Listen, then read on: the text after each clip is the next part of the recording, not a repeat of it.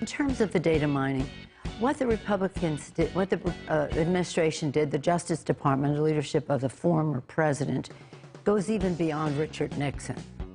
Richard Nixon had an enemies list. This is about undermining the rule of law. And for this attorneys general, Barr and Sessions, at least two, to say that they didn't know anything about it is beyond belief. So we will have to have them come under oath to testify about that. Now, how could it be that undermining the rule of law, undermining the separation of power of the executive branch and the legislative branch, and having these just data mining is something new in terms of where technology has taken us, but not new in terms of something that should never have happened. Do you think it's limited just to the members we don't know. That's why we'll have to, well, of course, the Inspector General's report is very important, but it is not a substitute for what we must do in the Congress. And I know that the Senate has called for some review. We will certainly have that in the House of Representatives. So you said that both former Attorney General Barr and Sessions, they have said that they didn't know anything about this. So has Rod Rosenstein. And Rosenstein as well. Who was the Deputy Attorney General. If you don't see them voluntarily on Capitol Hill, will you subpoena them? Well, let's hope that they will want to honor the rule of law. This is, the Justice Department has been rogue under President Trump. Understand that in so many respects. This is just another manifestation of their rogue activity. The others were perpetrated by the attorneys general, but this is one that they claim no knowledge of. How could it be that there could be an investigation of other members in the other branch of government and the press and the rest too? And the attorneys general did not know. So who are these people, and are they still in the Justice Department? And again, this is just out of the question. No matter who's president, whatever party, this cannot be the way it goes. Let's turn to infrastructure. Yes. A group of 5 Democrats, 5 Republican senators, they have a deal that they say is $1.2 trillion, about $600 billion in new spending.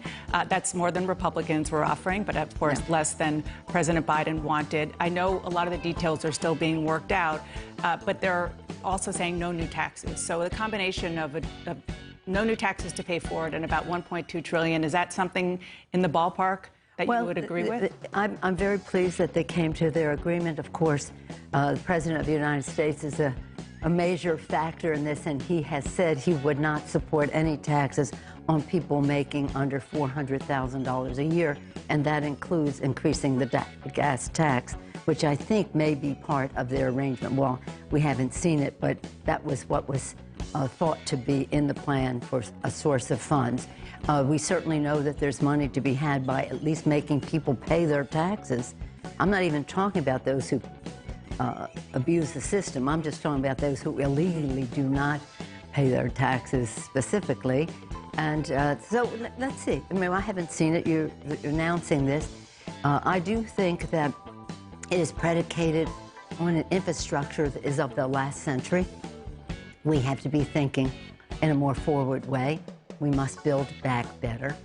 So if this is something that can be agreed upon, I don't know how we can possibly sell it, excuse me, to our caucus unless we know there's more to come. Yeah. And the more to come in building back better means having more people participate in the prosperity of our country. So while you take a drink, I'll ask you this question. What I hear you saying is that this could be something you would agree to as long as you get some kind of promise for a second bite at the apple. Well, as Congress works its will, we'll just see what the possibilities are. This is one step. I've heard the president say, and aren't we proud of him? What a unifier, and so proud of him overseas now, saying we're back. But I've heard him say, with the Republicans in the room, let's figure out what we can agree on infrastructure. Let's see if we can come to a reasonable amount of money to get that work done. But I have no intention of abandoning the rest of my vision about the better, building back better. What is being talked about, and this is by and large something that could have been talked about 50 years ago. We're talking about the future. So, do you have faith in Republicans? Oh, I have. That they are negotiating in good faith? I assume that the Democrats who are negotiating with them have faith in them.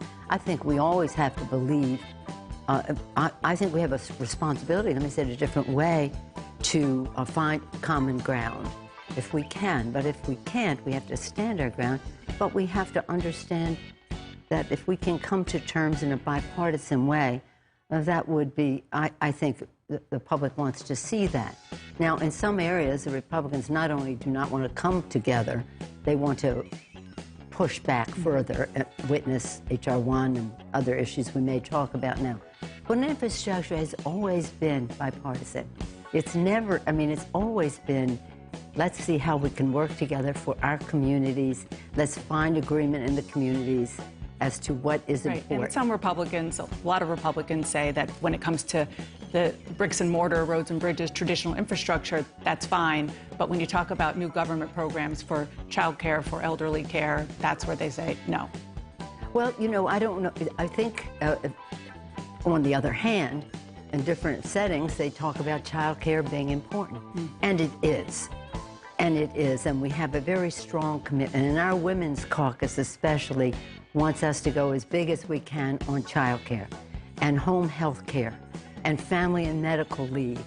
All of these things that enable not just women, but people, dads and moms and caregivers, to be able to participate in the workforce and to honor the work that is done by caregivers, to respect what they do, to adequately train for it, and to pay for it. So let's talk about, you mentioned H.R. 1. Yes. That is what we call H.R. 1, what people should know. It is rewriting, a major rewrite of the election law. It's now in the Senate. West Virginia Democrat Joe Manchin says point blank he doesn't support it. I want to read part of an op-ed he wrote last week. He wrote, "I believe that partisan voting legislation will destroy the already weakening binds of our democracy, and for that reason, I will vote against the For the People Act, which is H.R. 1.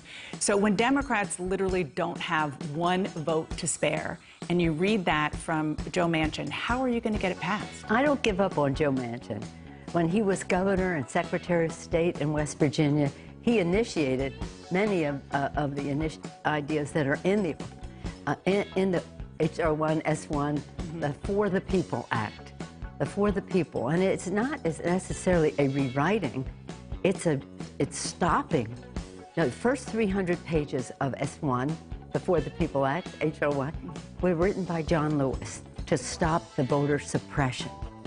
The initiative that is in there to stop partisan gerrymandering and redistricting is really essential for the health of our country.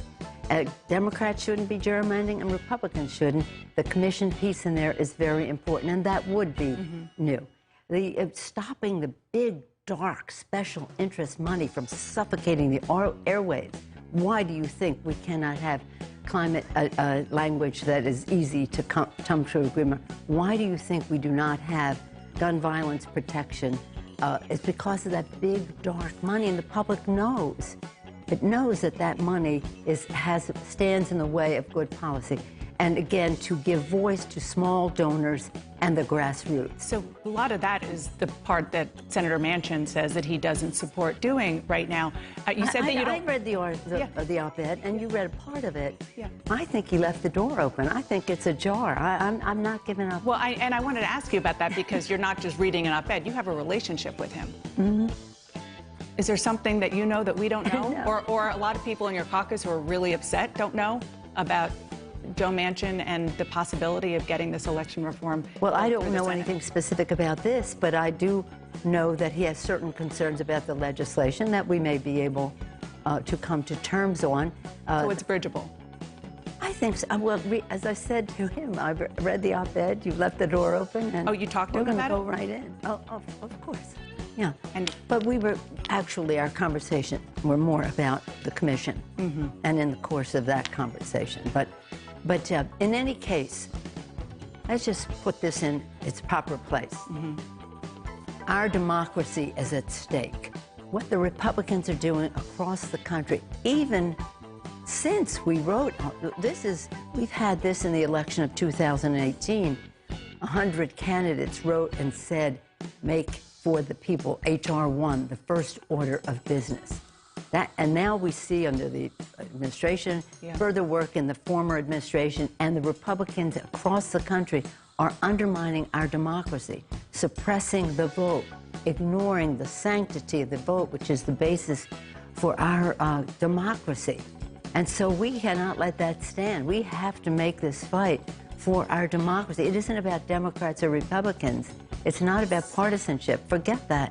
It's about patriotism. So we must pass it.